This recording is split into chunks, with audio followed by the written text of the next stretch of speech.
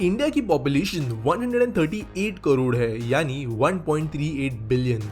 लेकिन इंडिया में सिर्फ 1.6 करोड़ लोग ही इनकम टैक्स पे करते हैं, यानी इंडिया की टोटल पॉपुलेशन का सिर्फ 1% से थोड़ा ज्यादा ही इनकम टैक्स पे करता है।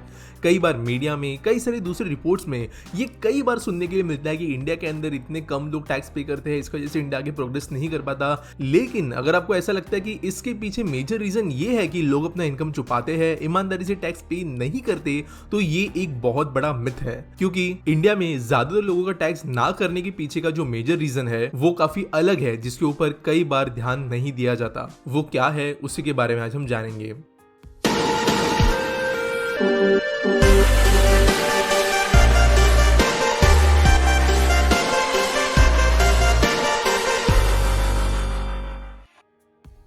दोस्तों, सबसे पहले शॉर्ट में टैक्स के बारे में समझ लेते हैं। तो ये तो हमें पता है कि टैक्स किसी भी कंट्री के लिए इनकम का बड़ा सोर्स माना जाता है और ये गवर्नमेंट टैक्स दो तरीके से वसूल करती है, डायरेक्टली और इनडायरेक्टली। डायरेक्ट टैक्स आपको अथॉरिटी को डायरेक्टली पे करना होता है। Income tax, corporate tax, wealth tax, expenditure tax, ये सारे डायरेक्ट टैक्स के अंदर आते हैं। यानी बेसिकली आपके बैंक में जो पैसा एक बार आ जाता है, उसके अंदर से जब कोई अमाउंट निकाल कर आपको देनी पड़ती है गवर्नमेंट को, तब वो डायरेक्ट टैक्स के अंदर कैलकुलेट होती है। वहीं पर गुड्स एंड सर्विसेज पे लगने वाले जो टैक्सेस होते हैं वो इनडायरेक्ट टैक्सेस के अंदर आते हैं। इनडायरेक्ट टैक्सेस जो होते हैं वो किसी की भी इंडिविजुअल इनकम पर डेवलप नहीं करता।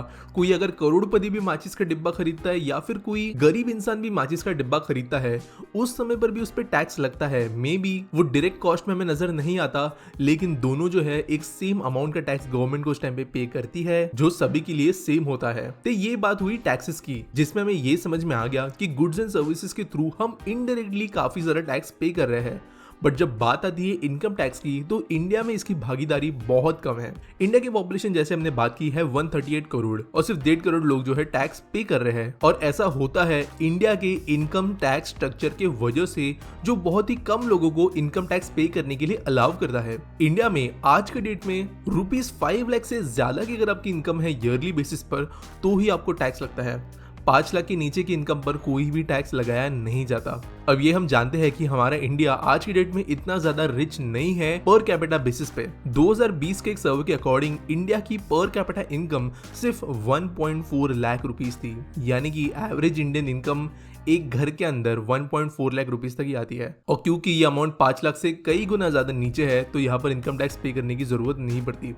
शॉर्ट में कहे तो इंडिया की इनकम टैक्स लिमिट ही इतनी कम है कि कई लोग उस टैक्स ब्रैकेट के अंदर आ नहीं पाते। सिर्फ 3% ऐसे इंडियंस है जिनकी पर कैपिटा से 3 गुना ज्यादा इनकम है, और ये 3% लोग जो है वो 5 लाख से ज्यादा इनकम कमाते हैं। लेकिन इसके अंदर भी कुछ ज्यादा ही कॉम्प्लिकेशंस आगे जाकर बनती है। 5 लाख के ऊपर की इनकम में अगर आप कुछ इन्वेस्टमेंट्स करते हो, कुछ गवर्नमेंट स्कीम्स का इस्तेमाल करते हो, कुछ कई सारे टैक्स के लिए जो लूपहोल्स होते हैं या फिर जो तरीके होते हैं वो इस्तेमाल करते हो, तो आपको ये टैक्स देने से भी छुटकारा मिल सकता है। और कई लोग, कई बिजनेसेस, कई इंडिविजुअल ये तरीके इस्तेमाल करते हैं कई गुना ज्यादा इनकम को भी नॉन इनकम टैक्स डिडक्टेबल बनाने के लिए। कई बार ये इनकम जो है ईयरली 15-20 लाख के ऊपर भी जा सकती है, जहां पर इनडायरेक्टली वो बिजनेस में भी कई सारे टैक्सेस पे कर रहा हो, लेकिन डायरेक्टली जो ओनर है उन्हें income tax as a direct payment करने की जरूरत नहीं पड़ती। यानी कि ये आंकड़ा और कम होकर 1% के पास में पहुंच जाता है। अगर हम कुछ दूसरी कंट्रीज से कंपेयर करें तो 5% अमेरिकन, 4% ब्रिटिश और 3% चाइनीज ऐसे हैं जो अपने कंट्री के एवरेज से 3 गुना ज्यादा इनकम अर्न करते हैं। इंडिया में जितनी भी लोग हैं जिनकी इनकम देश के एवरेज इनकम से इक्वल होती है, वो टैक्स पेस की कैटेगरी से बाहर हो जाते हैं। वही अमेरिका में 22% लोग, चाइना में 10%, मेक्सिको में 15% और जर्मनी में 14% टैक्स पे करना पड़ता है हर किसी को। एक और बात यहाँ पर ऐड में करना चाहूंगा कि इंडिया के अंदर जो टैक्स स्ट्रक्चर है वो कई सारे दूसरे कंट्रीज से थोड़ा अलग है। कई सारे दूसरी कंट्रीज में ऐसा होता है कि आपकी इनकम चाहे कितनी भी हो, आप 1 लाख कमा रहे हो या 1 करोड़, आपको कुछ ना कुछ छोटा या बड़ा हिस्सा जो है एज टैक्स पे करना ही पड़ता है। और ज्यादातर डेवलपिंग और डेवलप देशों के अंदर यही स्ट्रक्चर फॉलो होता है।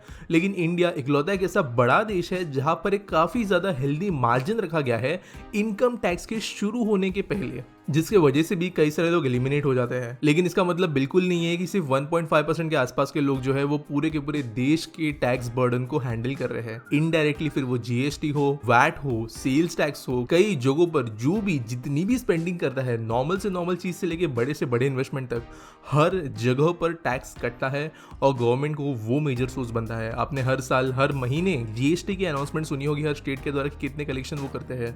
वो एक मेजर सोर्स ऑफ इनकम है। जब कोई एसेट बिकता है, गाड़ी हो, घर हो या फिर कोई नॉर्मल 2 रुपए की पेंसिल, हर जगह पर कुछ ना कुछ टैक्स लगता है जिसका हिस्सा अलग अलग लेवल ऑफ गवर्नमेंटल बॉडीज को मिलता है और इसकी वजह से इनकम टैक्स पर डायरेक्टली इतना ज्यादा ध्यान दिया भी नहीं जाता। फाइनली इस बात से हम इनकार भी नहीं कर सकते कि इंडिया में बहुत सारे लोग अपनी इनकम हाइड करते हैं कई सारे दूसरे तरीकों से भी, जिसके वजह से वो चाहे कितना भी कमा रहे हो, इनकम उनकी कम दिख जाती है, चाहे वो टैक्सेबल ब्रैकेट में आ क्यों नहीं रही हो।